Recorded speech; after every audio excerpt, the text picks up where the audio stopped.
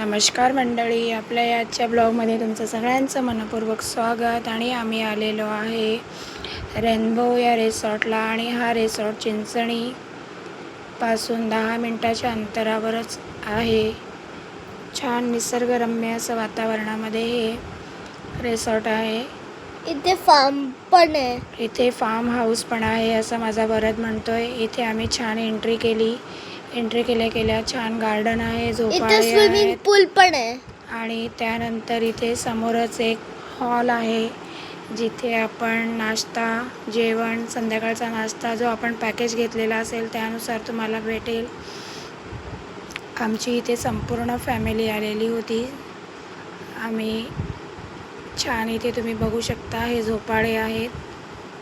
त्यानंतर तिथे मागच्या साईडला केळीची, चिक्कूची अशी झाडं आहेत.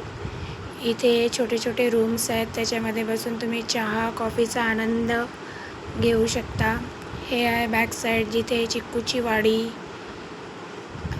आणि भरपूरशी अशी वेगवेगळी झाडं त्यांनी लावलेली आहेत.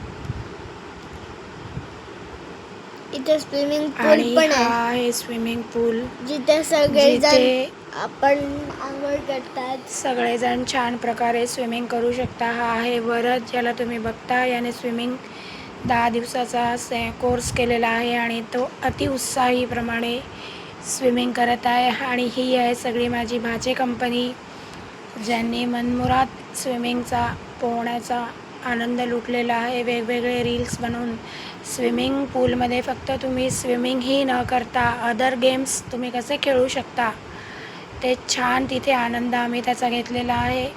आणि त्यानंतर छान आम्ही इथे स्विमिंग करून वेगवेगळे गेम खेळून इथे आम्ही जेवणासाठी आलेलो आहोत. आणि हे आहे रिसॉर्टच्या मागचा साईड जिथे बोट आहेत आणि पाण्याचे झरे आहेत. इथे तुम्ही बोटिंगही करू शकता. तुम्ही बघू शकता इथे अशा पद्धतीने खूप हे बघा, तुम्हाला मी ज्याप्रमाणे सांगितलं ना की स्विमिंगमध्ये तुम्ही स्विमिंगही न करता वेगवेगळे गेम कसे खेळू शकता त्याचा एक तुम्हाला मी डेमो दाखवते. हा माझा भाचा आहे सिद्धू, जो खूप छान दहीहंडीचे थर लावतो आणि त्याने पाण्यामध्ये सुद्धा छान प्रकारे दहीहंडीचे थर